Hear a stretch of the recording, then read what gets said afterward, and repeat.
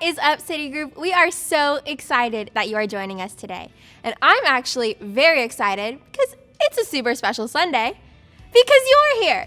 We know life is crazy right now, so we think it's a big deal that you showed up. And I couldn't be more excited about what we're going to be talking about today. If we haven't gotten the chance to meet yet, my name is Kayla and I'm on the Next Gen team here at Radiant. And before we go any further, let's give it up for all of your city group leaders. You guys have the best city group leaders in the world. They genuinely care so much for each and every one of you, and they do a great job investing in you guys every week.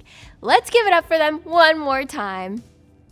I also want to give a shout out to our Heights squad, our Brandon squad, our St. Pete squad, and a special shout out to my South Tampa squad. You are all a part of the Next Gen fam at Radiant, and I am so honored to be together with all of you today.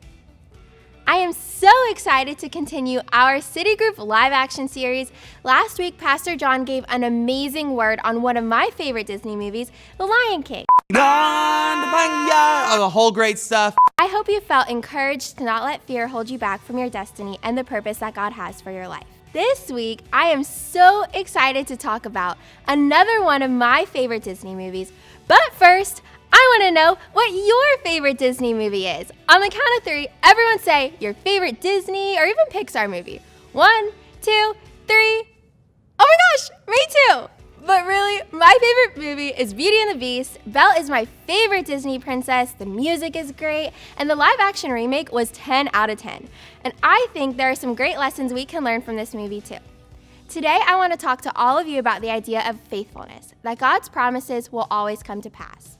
Now, I know what you're thinking. How in the world does Beauty and the Beast teach us about faithfulness? Well, I'm so glad you asked, because if you remember at the beginning of the movie, a crazy old lady tries to party it up with the prince. He says, "No thanks, you're not good at looking enough for this party," and tries to make her leave. But she low-key had some crazy magic powers and cast a spell on the beast. She said if he could learn to love another and earn their love in return, the spell would be broken. If not, he would be doomed to remain a beast for all time.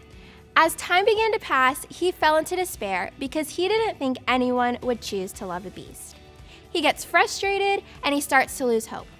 But eventually, he meets Belle. They start to, like each other. And at just the right time, in the most perfect Disney ending, Belle says she loves the beast and the curse is broken.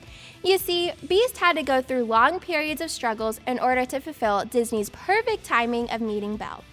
Now, let me ask you this. How many of you walked into 2020 excited and expectant for God to do something great? Maybe God gave you a word at revival nights all the way back in January, or you thought you had all these senior year plans. Maybe you even heard from God a year or two ago, but you're starting to lose hope. You're starting to turn into the beast. You're getting frustrated and thinking about giving up. Believe it or not, so many of us have been there before. I felt this way when I decided where to go to college. I was looking at some colleges in-state and out-of-state, even some to study ministry, and all my juniors and seniors out there know how confusing it is to try to choose a college. But I felt like God was calling me to USF to study teaching, so that's what I ended up doing. And the next couple of years were filled with confusion and heartbreak and unhappiness. I felt like giving up many times, but I knew that God had called me to this, so I knew He had something greater in store for me. And He did, because now I'm here hanging out with you guys.